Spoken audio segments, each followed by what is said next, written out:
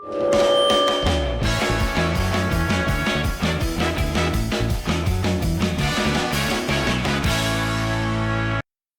o YouTube é chato para o YouTube entender que você está gostando do vídeo, então eu vou pedir para você executar essas 4 ações e a gente vai começar a conversar hoje com o César Miranda.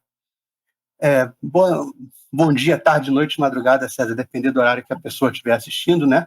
Isso. Você é nascido e criado, você estava falando agora, em Tocantins? Quando eu nasci era Goiás ainda, né? Sim, foi antes da divisão. Meus pais eram maranhenses, né? Uhum. Por coincidência, eu perdi meu pai em 2020, ano passado, e minha mãe neste ano, né? E não foi Covid nem nada. Não, todo mundo acha que é só Covid agora que massa. Exatamente. Foi males da velhice mesmo. Uhum. Graças a Deus, né? Uma honra ter pais bem velhinhos. E meu pai não parava, né, quieto. Então, quando ele pôde, logo ele saiu de lá, no Maranhão, e foi para Xambioá, que é no Tocantins, né? Naquela época era Goiás, é onde teve a famosa guerrilha do Araguaia. E eu fui, inclusive, concebido nessa época, né, lá. Foi o ano em que eu nasci. E foi uma coisa que foi tenso, né, para eles, porque a cidade estava meio assim, em clima de guerra. Então, minha mãe teve uma gravidez dificílima, né? Por conta da guerrilha? Talvez isso tenha influenciado, né? Não sei, porque 1 ano e meio depois, já no Pará, minha irmã nasceu de parto normal, tranquilo, uma gravidez ótima. Já a minha foi uma trabalheira. E, quer dizer, eu sou uma das vítimas da ditadura. Mas como é que eu podia estar recebendo aí essa grana que o povo recebe. Que o Ziraldo recebe, né? Uhum. Mas como é que a guerrilha do Araguaia afetou sua mãe? O que aconteceu? Não, ela pode não ter sido nada da guerrilha do Araguaia, né? Uhum. Mas ela tinha muita hemorragia, enfim, a gravidez toda foi muito difícil, né? Foi quase quando meu pai levou minha mãe ao médico, a um médico que tinha lá, o médico recomendou que ele comprasse os caixões. Caramba! Olha que sensibilidade desse médico falar isso para um pai, né? Total. E meu pai, que era totalmente corajoso e muito valente, fretou um avião de noite e foram para Araguaína, onde ouviu falar que tinha um médico lá, bom. E eu nasci no dia seguinte lá, de parto cesáreo, né? Por isso que meu nome é César, né? Não Rio. Quer dizer, meu nome é em homenagem a Nero, né? Uhum. Entendi. Então, Araguaína fica ali perto, foi onde eu nasci, mas eu nem conheço a cidade, na verdade, eu só nasci, eles voltaram. Meu pai morava com a família dele lá, quer dizer, com os irmãos, tinham mais uns 3, 4 irmãos em Xambioá. Uhum. E meu pai diz o seguinte, que um dia viu um soldado do exército puxando meu padrinho, que era meu tio mais velho, pela orelha, na rua. Meu padrinho era farmacêutico e tal, fazia parte das mulheres, não sei se confundiram ele com algum comunista. Uhum. E meu pai falou assim, eu vou sair daqui antes que eu mate um soldado desse. E foram para o sul do Pará, para Conceição do Araguaia, que é na beira do Araguaia, né? Igual Xambioá também é na beira do Araguaia. E estão lá desde 68, né? E minha irmã nasceu já no Pará. E 1 ano depois de mim foi normal, não teve mais.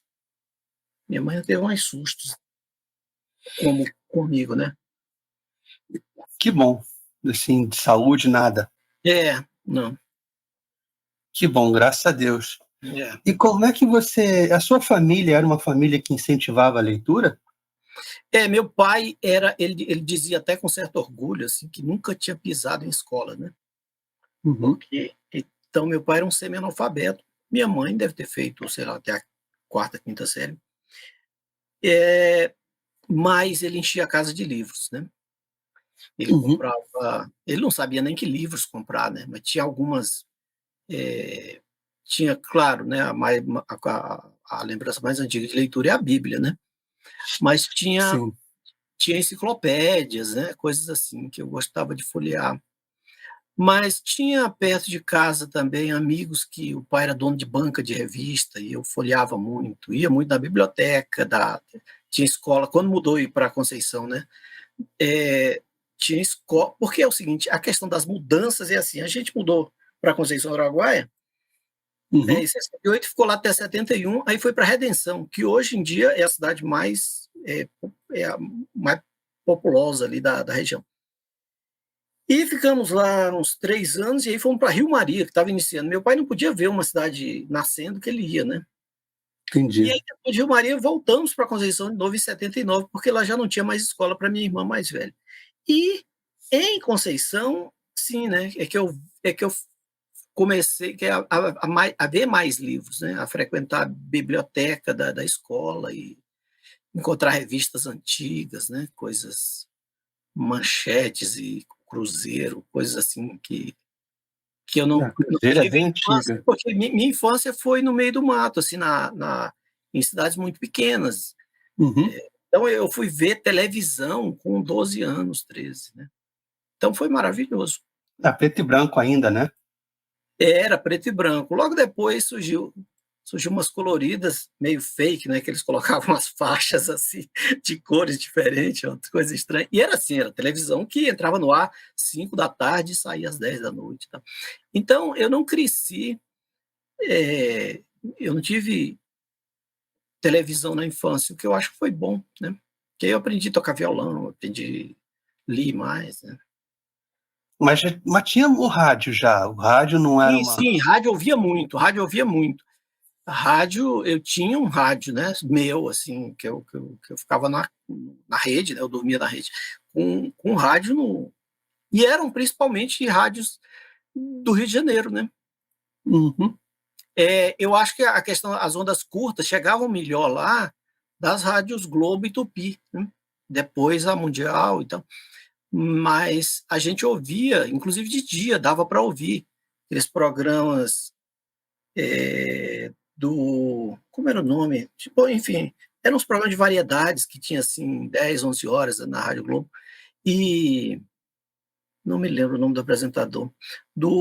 Da manhã, de manhã cedo também, acordava para estudar para a prova, não estudava coisa nenhuma, ligava o rádio para ouvir o Luciano Alves, né, Uhum. aquele, rádio, o rádio era a minha TV, e era muito bom, né.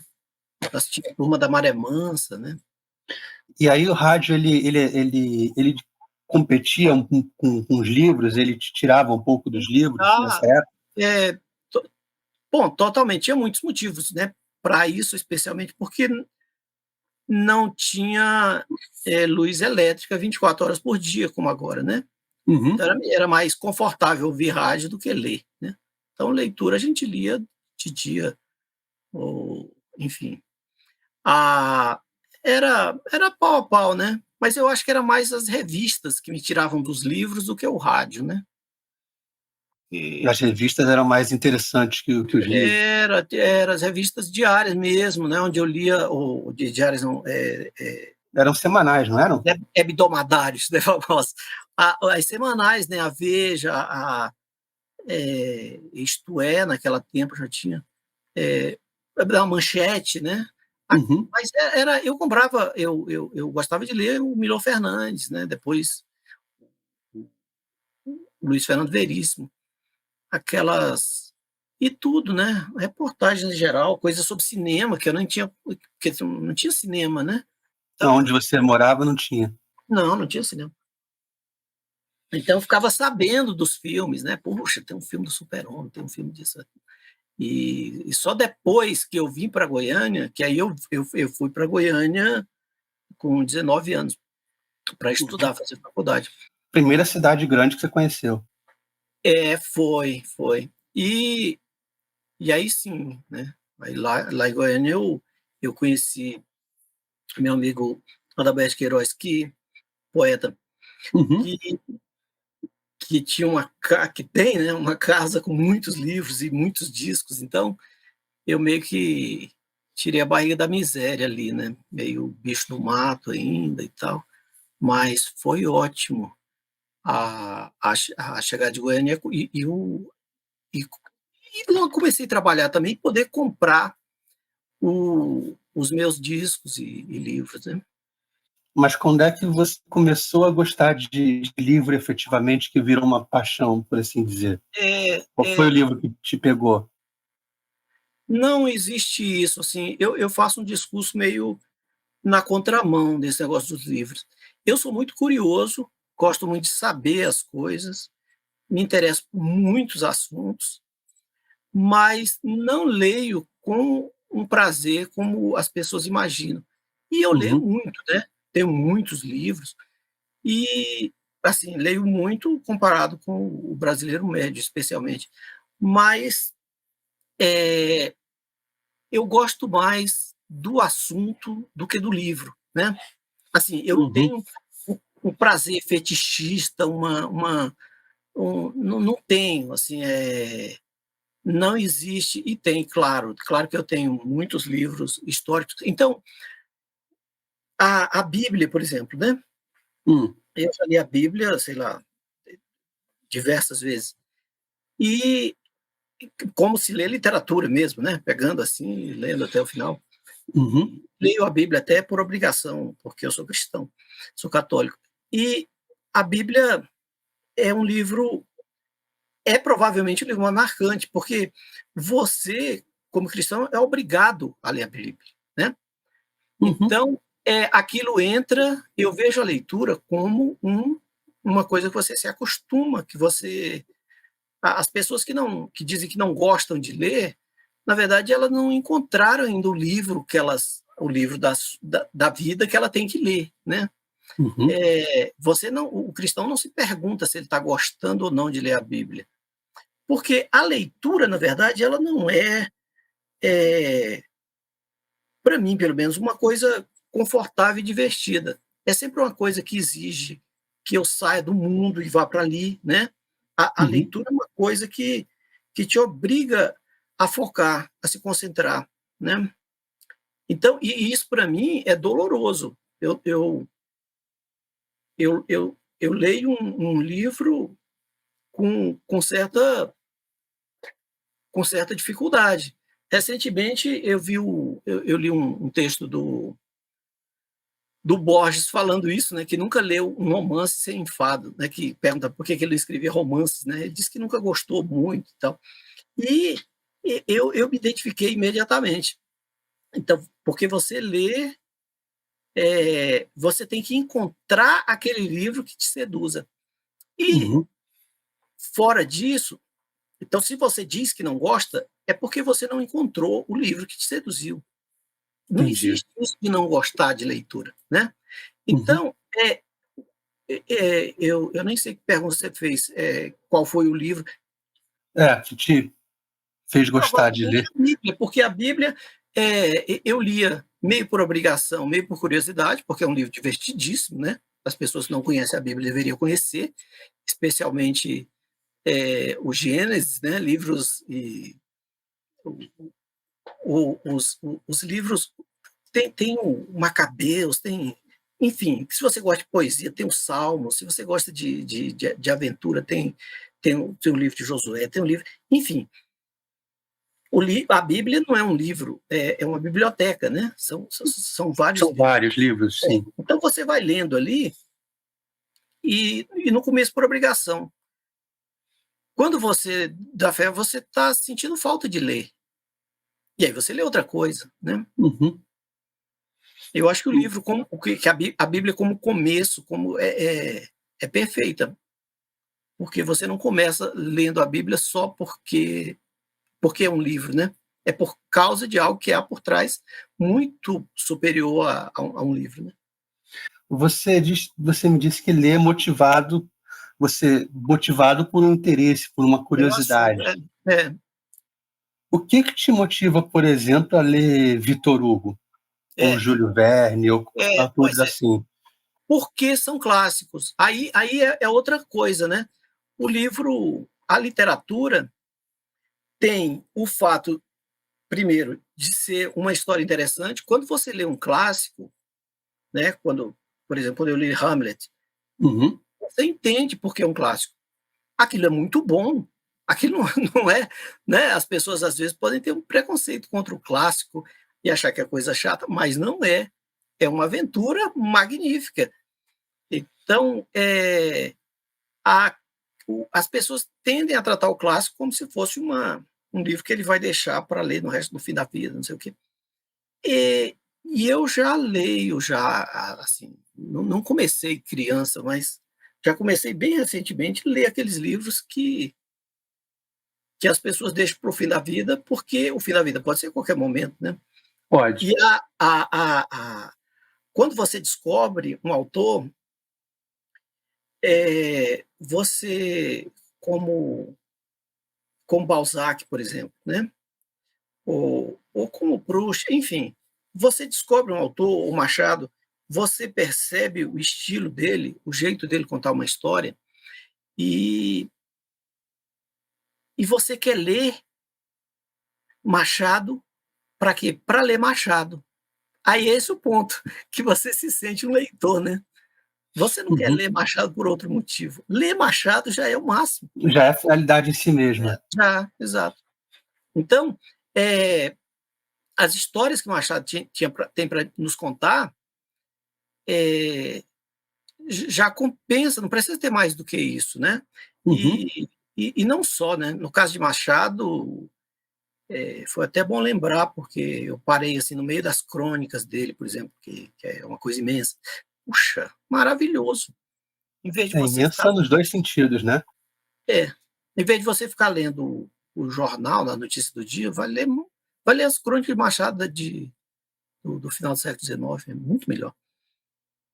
Você Agora, aprende muito mais, né? muito mais. E Balzac, é, você conta uma história de um jeito que você fala, meu Deus, isso aqui é um autor. Uhum. E Dostoiévski conta de outro jeito. E você percebe, porque esse negócio de arte, meu negócio mesmo é música, né? Eu gosto mais de música do que de qualquer outra arte. E você percebe nos escritores essa coisa dos compositores, né?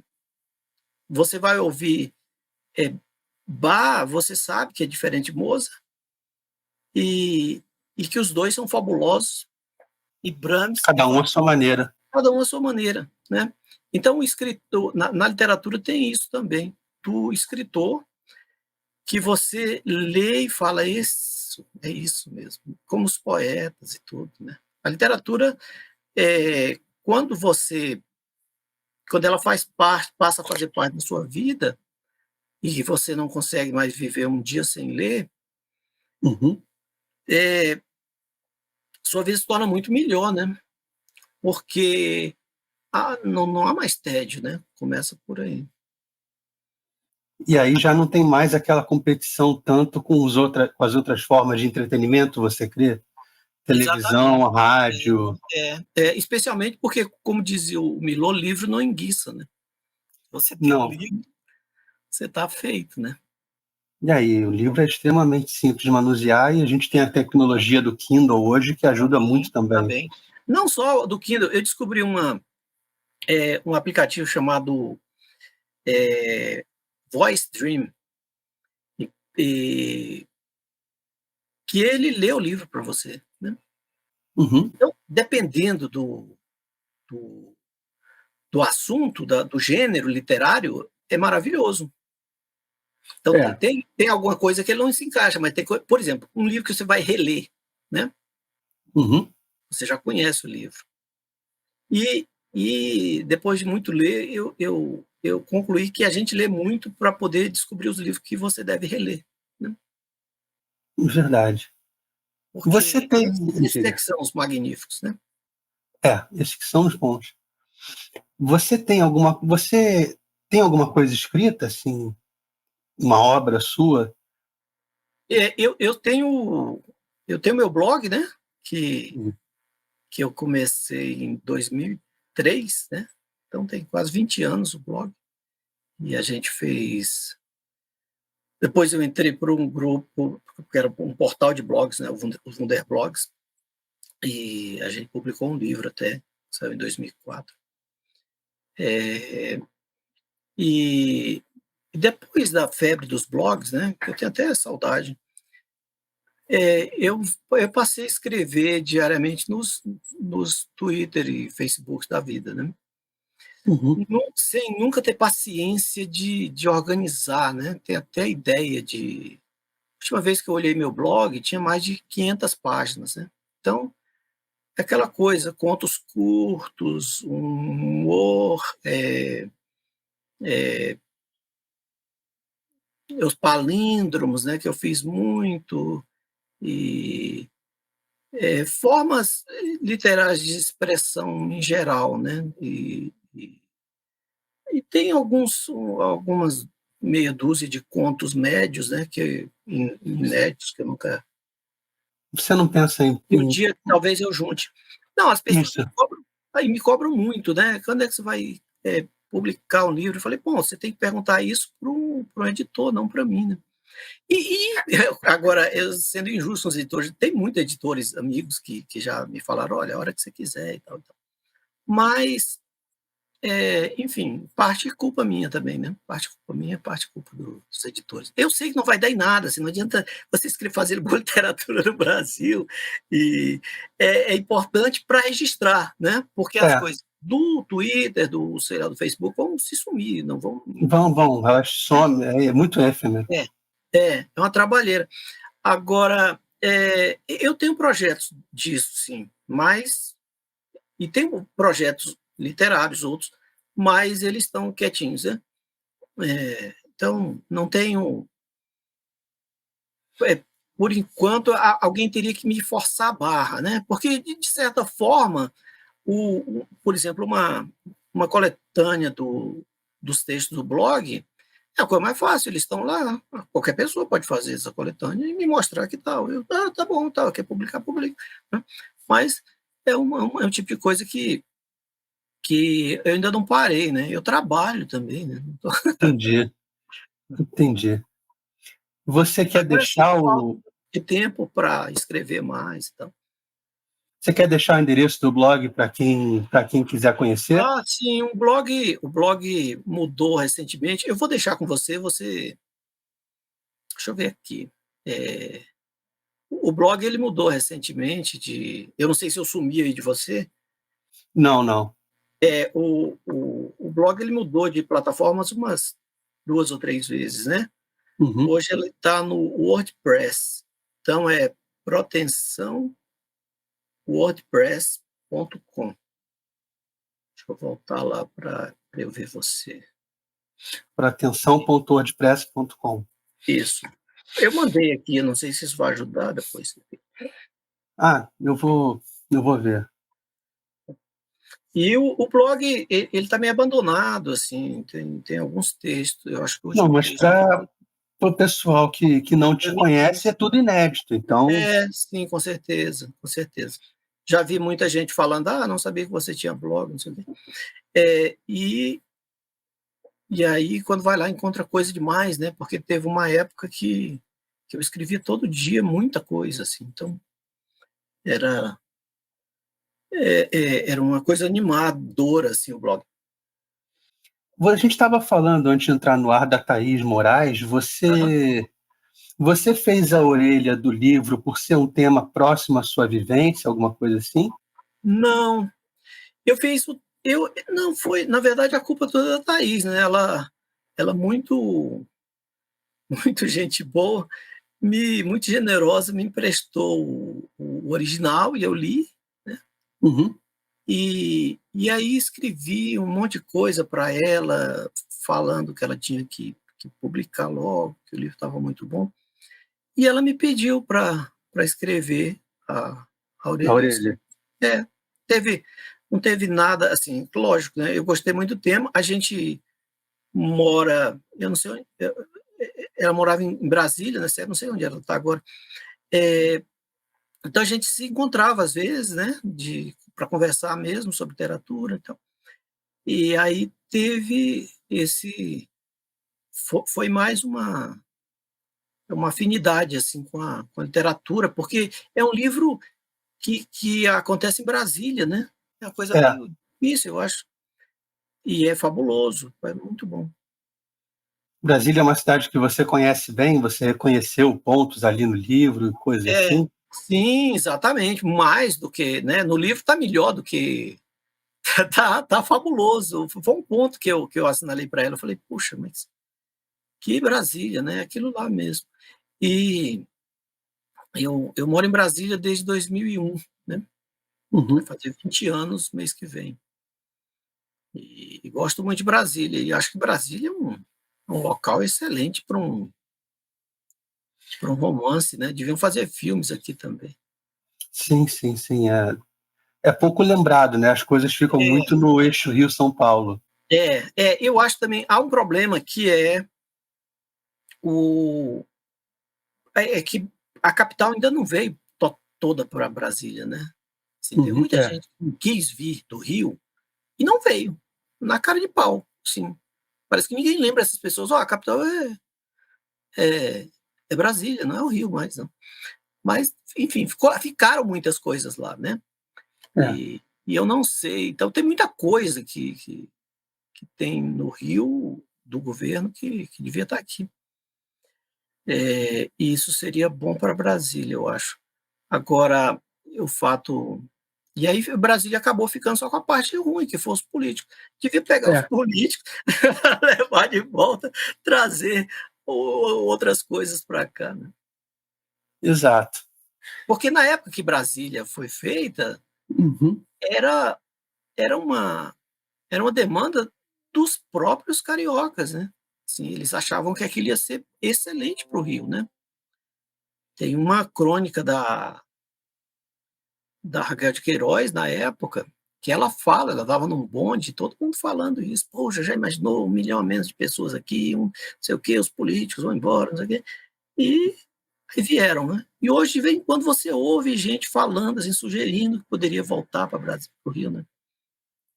Mas, na verdade, por quê? Porque as pessoas querem, porque querem salvar o Rio, né, de alguma forma.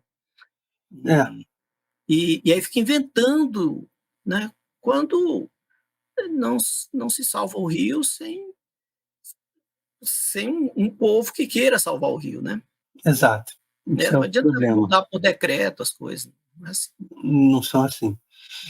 Como é que a sua escola tratava a literatura? Você tinha livros para ler? Como é que era? É, pessimamente, né. Eu lembro, assim, de nem lembro de aulas, assim, você está falando minha escola até o segundo grau, por aí? É, exato. É. Não, eu fiz o segundo grau na Fundação Bradesco, que é uma excelente escola, né. E e na hora do recreio eu corria para a biblioteca para ler as os livros e as revistas principalmente, né, porque eu Uhum. descobri que existia uma coleção enorme de O Cruzeiro e tal. Eh, a literatura, não me lembro de nada assim. Professora não passava livro para vocês ler, nada? Não, não me lembro nada disso. Agora que você está falando, eu lembro do Alexandre falando do Alexandre de Soares Silva, que disse que fez um curso de literatura na PUC em São Paulo e obrigaram ele a ler 2 livros durante todo o curso. Então não é tão terrível assim, o fato de eu não ter lembrança alguma de livros que eu tenha lido. Eu tive que ler livros depois para o vestibular, né. Uhum. Foi Pi 1, que é do Eli Lopes Meireles, um escritor goiano, né, eu fiz meu vestibular na UFG, eh, que era Casa de Pensão, né, outro livro de poesia do Mário Quintana, coisas assim, né. Então eu acho assim, a literatura no Brasil, as pessoas se quiserem vão atrás. Eu acho que como a educação em geral, né, acho que qualquer coisa minimamente técnica ou de alta cultura, de sei lá o quê, alguma coisa canônica, Uhum. é por conta e risco da pessoa mesmo, não tem que esperar a escola não.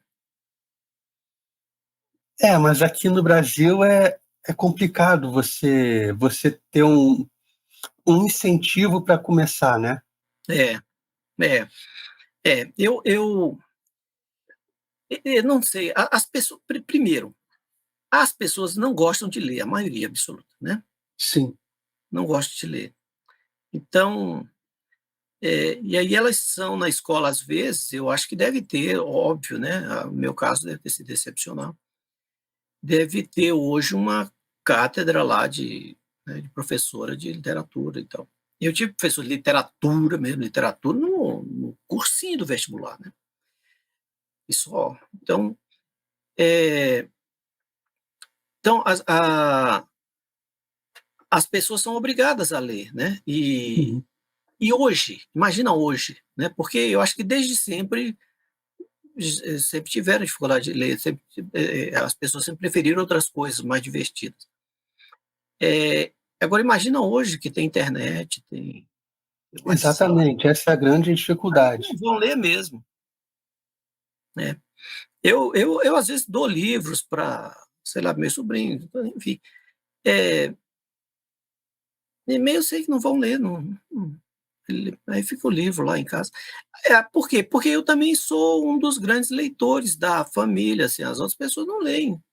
A gente que lê é exceção, não adianta você querer achar Exato. fazer o mundo ler, não, as pessoas não vão ler. E aí você faz, eh qualquer programa de incentivo à leitura Uhum, vai fazer, se der certo, com que as pessoas leem livro ruim, né. São os livros que vendem, os livros que, né. Então tem livros que estão na moda, né, sim. as pessoas vão ler aqueles livros lá que estão na moda. E é uma coisa que eu fujo um pouco, é dos livros que estão na moda. E aí tempos depois eu leio aquele livro para ver se Se ele valeu a pena, se aquela é, onda se justificou. se ele aguentou em pé e tal. E tem também os assuntos, porque eu acho fundamental eu estar entusiasmado. Não vou ler Com um o livro assunto que ele traz. é um A assunto que me interesse de fato, né. ainda que seja um romance. Ainda que seja um romance. Eu tive no Pará agora, numa igreja maravilhosa de Assé, de Belém, e o sujeito estava me mostrando mostrando detalhes da igreja, como é que o pároco da época fez aquilo tudo, candelabros que vieram da Itália, dezenas de quadros magníficos, enormes e tal. E aí ele me falou de uma trilogia do Márcio de Souza sobre essa época, né. E aí eu fiquei Uhum. interessado. Eh, e aí eu vou é até bom lembrar, tem que pedir no Mercado Livre. Não vou dar detalhes, porque senão as pessoas pedem antes de mim e acaba. Já aconteceu isso, de eu terminar de ler um livro em PDF, falar assim: "Puxa, que livro maravilhoso e tal, vou pedir Vou ele para ver". comprar, aí É, esgotou. não, aí eu besta vou lá no Twitter e posto isso, né: "Olha, esse livro aqui é uma maravilha, não sei o quê". Aí quando eu volto lá no mercado na estante virtual, cadê o livro? Aquele mais barato que estava lá, porque acabou, alguém comprou. É, Mas, enfim, então o assunto eu acho que é uma saída. E isso é um negócio meio Paulo Freire, né, eu acho. O pessoal fala muito mal do Paulo Freire, mas aquela ideia de você de você ler, de você ser alfabetizado com as coisas que estão em torno de você, né, em vez uhum, de aprender Ivo viu a uva, aprender, sei lá, Severino viu a macaxeira, eh uhum, pode funcionar nessa hora de incentivar a leitura. É perguntar para a entendi. pessoa assim: "O que que você gosta na vida?", não é? "O que que te Hum, interessa? Existe um livro sobre isso aí que te interessa. Você quer saber mais?", né? entendi. Pode ser um modo, né, de seduzir as Pode, pessoas. pode. Porque, tem aquela teoria de que se você se interessa por um assunto, e for fundo nele, uma hora você vai estar lendo Platão, porque uma hora você vai estar lendo a Bíblia, né? Porque, de alguma forma, O seu assunto vai a chegar ali. literatura canônica vai abordar aquilo ali, porque é o mundo, né? Se te interessa o ciúme, você vai ter que ler alguma coisa lá, o grego lá, sobre a Helena, mulher de Menelau, né? Então, É verdade. você tem que descobrir o que te interessa e ir mais pelo assunto do que pelos autores, exatamente. Porque, geralmente, o Milor Fernandes falava que o objetivo do crítico de cinema é nos fazer de bobo, né? Então, eu acho que não só o crítico de cinema, os críticos em geral, né? Então, tem aqueles livros canônicos, fabulosos, não sei o quê, que você vai ler, aí você gosta e tal, tá bom, mas, de repente, você lê outro livro de um autor, outro livro que não é tão famoso, você gosta mais. E filmes também tem isso, né? É, então, por quê? Porque foi você que escolheu, é você que tem que dizer se é bom, se gostou, né? Afinal, a leitura é para isso, né? Exatamente. Para te preencher. Você vai ler para sair dali um pouco transformado. E uma coisa vai puxar a outra a partir dos seus interesses mais profundos, né? Deixa eu perguntar uma coisa. Teve algum personagem de literatura que você se identificou, que você gostaria de ser, que foi um padrão de comportamento para você? Você gostaria de imitá-lo de alguma forma na sua vida? Olha, eu gosto muito do Idiota, do Dostoiévski, até certo ponto, né? Uhum. É um livro que eu li algumas vezes, porque tem cenas magníficas. E mas no final a coisa, ele é uma pessoa com problemas mentais, né, coitado. Sim, Príncipe Mas Mishkin. é, mas ali naquele meio, vira né, um ser de luz quase, né? Uhum. E ele olha e vê as coisas como elas são, né? Ele se apaixona pelaquela mulher e, ele, uma mulher, né, uma cortesã e tal, e ele é que se sente honrado por aquilo, né? Uhum. Porque ele enxerga além do que os outros veem e ama de verdade, né? É, tem aspectos desse personagem que eu acho absolutamente maravilhosos, né? Entendi. O Dostoiévski, ele tem umas obras bem. Eu já li O Crime e Castigo. Uhum, sim, São também, obras bem fortes, né? sim, sim. E Os É, Irmãos Karamazov também é muito bom. sim, sim, sim. O Príncipe Mishkin parece muito com o filho mais novo do Karamazov, né? Uhum. Ele, é um personagem assim que eu acho que o Dostoiévski usa muito para falar, né, pela boca deles. Entendi. E você já identificou alguma situação da vida real que a literatura. Você já aconteceu de você chegar na vida real, se deparar com uma situação e pensar, eu já vi isso num livro, na literatura, e conseguir se sair porque você já tinha vivido aquela vida de alguma forma na literatura? Não, eu acho que o meu repertório de literatura não é tão Não é tão rico vasto. assim. Não. Uhum.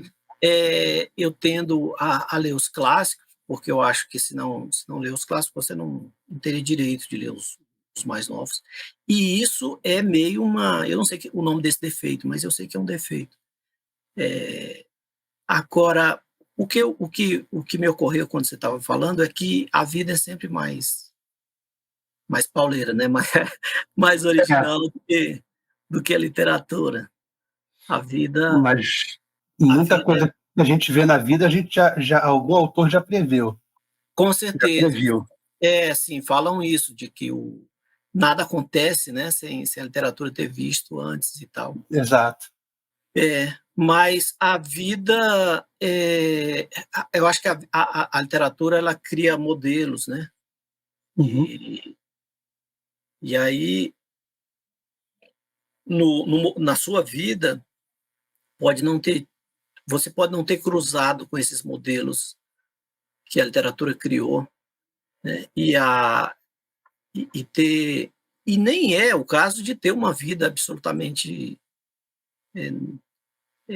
original, porque minha vida é absolutamente normal, não tem nada, não tem Uhum, aventuras grandes, não tem, é uma coisa normal de trabalhar todo dia, então, voltar para casa. Agora, é, a literatura lida muito com pessoas normais, submetida a acontecimentos grandiosos, né, ou terríveis, ou pessoas fabulosas,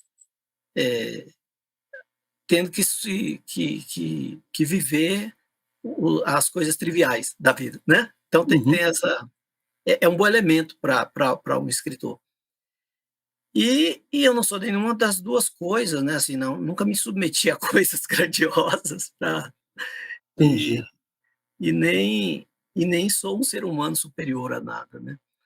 Para que a vida, para que a vida normal me incomode. Mas eu não, isso é uma busca, né? Tudo que eu leio é fazendo essa busca de que você está falando, né? O que isso Uhum, aqui pode me ajudar? Por isso que eu leio mais os santos, e até os ensaios, a história, né, do que a literatura. Eu acho que eu acredito mais na nas tais verdades eternas, e até alguns filósofos também, né. Não filosofia profunda, acho chato, mas há filósofos divertidos, né. Eh, e a leitura sempre é uma busca, porque eu penso muito, né, minha mente é meio inquieta e em busca de aprendizado e de conhecimento, entendeu? E a leitura serve para isso, né, para toda leitura que eu faço, eu estou buscando isso. Talvez numa próxima conversa eu possa te dizer: "Olha, Selma, aconteceu, eu vi aqui um texto que entendi. realmente, serve". Vamos aguardar, né? Vamos aguardar. Porque a busca é permanente, né. Exato. Você por que que um jovem hoje deveria ler um Dostoiévski, um Shakespeare, um clássico? Você Porque como é que é você porque Pois, porque é muito divertido. Da mesma forma que ele vai ao cinema assistir esses filmes aí de heróis, né, sei lá, X-Men, ou mesmo Senhor dos Anéis, não sei o quê. E é o mesmo motivo. É divertido. A gente fala e eles não acreditam, né. Aí você entrega um livro para ele do, sei lá, Huckleberry Finn, ou Tom Sawyer, você fala: "Olha, lê, é divertido, é muito divertido", mas eles não vão ver. Porque para ler tem que sentar, tem que, né, ficar a quieto. própria leitura é uma atividade meio parada, né? Exatamente. E até você fazer alguém entender que essa atividade parada te faz imergir no outro mundo É. Não, é porque se você complicado. pensar bem, o videogame também é uma atividade parada e meio, intelectual, né, você enfia uns negócios no ouvido aqui, né, Uhum, às vezes põe uma coisa aqui no, né, e vai jogar, né. Você mexe minimamente ali com um dedo, com o outro, e está dentro de uma realidade que uhum, é uma aventura, né. sim. Eu estou falando muito grossamente, porque eu nunca joguei videogame, mas Mas é isso, é não é basicamente diferente. Não é diferente da literatura, você senta ali, e aí entra dentro daquele livro, né, e aí começa a viagem, e é um negócio fabuloso. Então a razão para ler é isso. E leia uma vez, leia uma página, né, o livro bom ele ele te te prende. te prende logo no começo. E aí, se você não gosta, passa para outro. Não há dúvida que o livro da sua vida, ou o conjunto literário de coisas, porque não existe um livro só sozinho, ele faz parte de um, né, Uhum, eh, aquilo lá vai se tornar o teu livro e você não vai se imaginar sem consumir aquilo. Você vai querer ler uma, duas, três vezes. Os meninos que não gostam de ler, leem Harry Potter e, né, que são livros grandes e são uma coleção de livros, né? São. Agora, ler Senhor dos Anéis, que é muito mais grosso, e depois disso surgiram outros montes de sagas afins, né? Uhum. E eles leem todas elas. Agora, quando eu estava lendo, por exemplo, o livro de Macabeus, né, que é um livro que tem na Bíblia, Na Bíblia na Bíblia católica, né, parece que os protestantes protestante. tiraram. Meu Deus, aquilo lá é grande Senhor dos Anéis, é uma guerra fabulosa, um negócio enorme, uma coisa. Então, tem muitos tesouros escondidos, né, na literatura de qualquer natureza que as pessoas não conhecem, não se interessam, ninguém não lhes contou, e, enfim, no final das contas, a pessoa tem que dar sorte, né, para uma hora calhar dele estar no sofá e, sei lá, a energia acabar, É. e ele pegar um livro e falar: "Caramba, isso aqui é bom, vou continuar". Será que Senhor dos Anéis e Harry Potter não podem ser portas de entrada? Sim, podem, com certeza. Qualquer livro pode ser porta de entrada, eh, e e quando eu falo de que essas campanhas para leitura, o que resulta é que as pessoas leem livro ruim, não é desincentivando essas campanhas de incentivo, não. Acho que o importante é ler, porque você vai apurando o seu gosto como o vinho, né. Você começa bebendo Sim. aquele vinho doce e tal, depois logo você cansa e quer uma coisinha um pouquinho mais. E é muita, eu acho que, eu não sei como é, né, comigo eu já tinha essa noção de que tinha que ler os clássicos. Então, Como é hum, que você adquiriu essa noção? não sei, não sei. Isso é meio, né, e desde criança mesmo, né, de ler os clássicos e ouvir os clássicos, né. Então eu sabia que existia algo naquele campo que era o melhor da his de todos os tempos, né, Uhum. porque não podia não haver, né. Me É. parecia óbvio isso, eu não sei como isso não, e e aí fui ler já direto. E nem li tudo, não há tempo na vida para se ler tudo, né. A gente sempre Não. vai faltar um monte de coisa para ler. E aí com a internet a coisa piora muito, porque você lê muito hoje, né, você lê o Twitter o dia todo e tal, e não é mais aquilo lá, não é livro. Não. E você perde seu tempo que você podia estar lendo outra Muito. Para ver o que fulano e ciclano pensam desse ou da.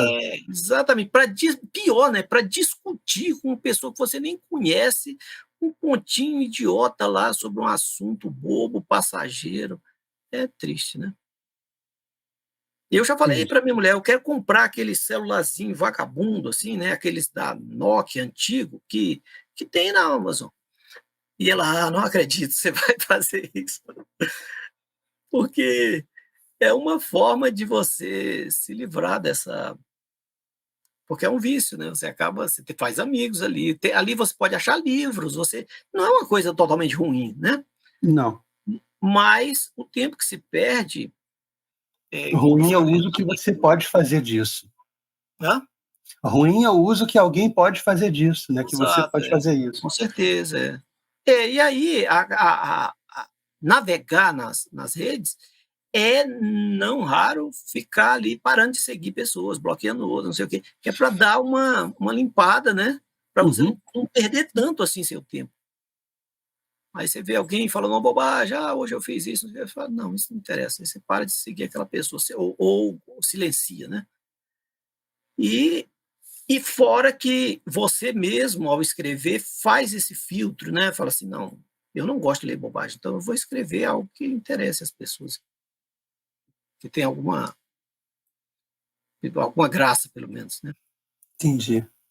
Você não, tá, Tá certo. E eu tô vendo aqui, você me passou o endereço do blog, eu vou Aham. colocar no coisa, Ah, tá, obrigado.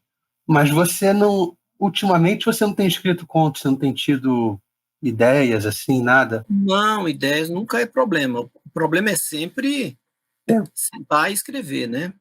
Uhum, Eu tenho eu não tenho tempo, né, o uhum, problema maior é esse. E quando eu falo que eu não tenho tempo, não é que eu não tenha tempo absolutamente, é que eu não criei essa rotina. Eu preciso de uma rotina, né. entendi. Essa hora eu vou parar aqui, sentar aqui e fazer isso aqui, né. A hora que eu poderia fazer isso, geralmente, é um horário do dia ruim para fazer isso. Um horário do dia que você está mais sonolento, mais, né. Eu lembro de um amigo, o Ronaldo Caggiano, falando que a a literatura brasileira desses tempos é uma literatura cansada, que é que a pessoa chega do trabalho e vai escrever, né. E aquele escritor mesmo.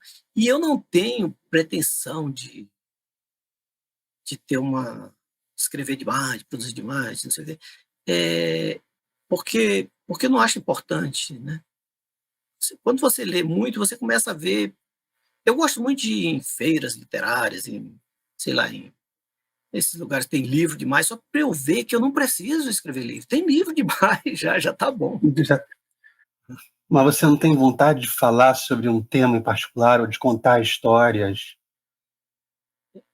Não, tem muitas histórias que eu tenho vontade de contar, Uhum, e eu acho que elas vão acabar saindo. Logo eu terei tempo, vou me organizar, enfim, o que eu não tenho é essa ansiedade, né. entendi. Eu acho que as pessoas têm mais essa ansiedade por mim do que eu. E e não obstante, eu escrevo todo dia, né, não tem dia que eu não escreva. Mas é aquelas coisas, né, uma ideia que tem, que surge, você escreve, depois vai desenvolver, depois você para, vai desenvolver mais, e tal. Eh, e e as a tem uma ideia para um poema, escreve, eu faço letra de música também, né, tem alguns parceiros, e aí faz a letra e o parceiro grava, coisas assim. Uhum. Eh, e tem também a minha preocupação com a música, né, eu toco violão clássico e estudo. Eh com muito entusiasmo. Eu acho que o termo é entusiasmo, né, a gente precisa se entusiasmar. E a questão da leitura, o entusiasmo é fundamental, né, mesmo que você porque entusiasmo passa e é normal, é o que você tem que aproveitar, né, quando ele vem. As composições musicais que você faz têm alguma influência do que você já leu? Tem sempre, porque a poesia está ali, né, a poesia, existe até uma discussão sobre se literatura se letra de música é poesia, né. Uhum. E eu não sei a resposta. Tem pessoas muito conhecedoras do assunto que uns dizem que é e outros dizem que não é. Porque a melodia pede alguma coisa, né. Uhum, Então, de vez em quando, e eu faço letra de música antes da melodia, mas aquilo não é poesia, aquilo é letra de música. Ela tem um ritmo ali para ser musicada. E uhum. aí às vezes meu parceiro liga: "Ó parceiro, essa palavra aqui tá assim, assim", aí canta a música e eu falo: "É, realmente não ficou bom, vamos mudar aí e tal". E aí você muda por causa da melodia, né. A melodia é a rainha ali, né, o importante não é a letra, o importante tanto que a letra brasileira, a letra, de canções no Brasil, são muito superiores a quaisquer outras canções do resto do mundo, né. Você Uhum. pode os grandes letristas brasileiros não ficam a dever para ninguém. A a França tem tem alguns compositores que musicaram grandes, poetas, né, mas, aí é diferente, eram poesias mesmo e foram musicadas. Aqui no Brasil há algumas coisas assim também, né, tem alguns livros, tem alguns álbuns dedicados a a Manuel Bandeira, por exemplo, né? E há o caso emblemático do Vinícius de Moraes, que era um grande poeta, que fez livros magníficos, né? O primeiro livro do Vinícius é uma beleza, Caminho para a Distância, que ele tinha 19 anos, quer dizer, ele era um gênio, uma coisa incrível. Tem a história que ele foi encontrar com Augusto Frederico Schmidt, e ele falou, puxa, eu achei que não é um homem, mas é um menino. E logo ele saiu daqui, ele foi fazer música, né? Talvez porque na música tem mais uísque, não sei. Aí ele foi e virou sambista. E ele era um bom compositor também, o Vinícius, né? Bethânia gravou um disco que são músicas e letras do Vinícius. Então a música brasileira se alimenta muito da literatura. Mas tem a história da poesia, você fala, né? Hã? Mas você fala, a literatura que você está falando nesse momento é só a poesia, a prosa nem tanto. Sim, a poesia, sim, é só a poesia. A prosa mas só a poesia, né? Tem várias músicas do Chico Buarque, por exemplo, que é citando Drummond escancaradamente, né? E tem a história do Ferreira Goulart, colocou letra numa melodia do Villa-Lobos, depois, né, se tornando parceiro póstumo. Agora, literatura, eu acho que o Guimarães Rosa tem uma influência enorme, né? Na música brasileira, especialmente ali entre os mineiros. E Paulo César Pinheiro tem muitas letras baseadas no universo de Guimarães Rosa, né? Que é um universo que eu não conheço direito, eu estou devendo a muitos amigos a leitura mais... Eu também estou devendo o Grande Sertão Veredas, né? Porque eu imagino que é uma coisa de se sair dali modificado, né? Tipo Os Sertões, né? Os Sertões, sim, é um livro que eu já li muito e eu gosto muito de Euclides da Cunha. Que dá também, que tem muitos discos na música brasileira sobre o universo dos sertões, né? Então, Elomar mesmo, que é possivelmente o maior compositor vivo do Brasil, é uma mistura ali de Guimarães Rosa e de Os Sertões, do Euclides da Cunha, né? Entendi. Então é isso. Obrigado, César, pelo bate-papo. Foi muito legal estar com você. Obrigado. Obrigado por participar do Selmo Cast. É um podcast, assim, não é bem um podcast, é um programa de entrevistas, que apesar do nome não é bem um podcast, que tem esse objetivo de incentivar a leitura, né, mostrar um bate-papo com pessoas que leem, que têm uma vida literária, e ver se essas pessoas vão para uma estante, assim, para uma biblioteca, para uma livraria, pegam um livro e começam a se interessar por aquilo, né? Porque o nosso índice de leitura ainda é muito baixo. É muito baixo. É louvável iniciativas como essa sua. E fica aquela minha sugestão para quem quer ler.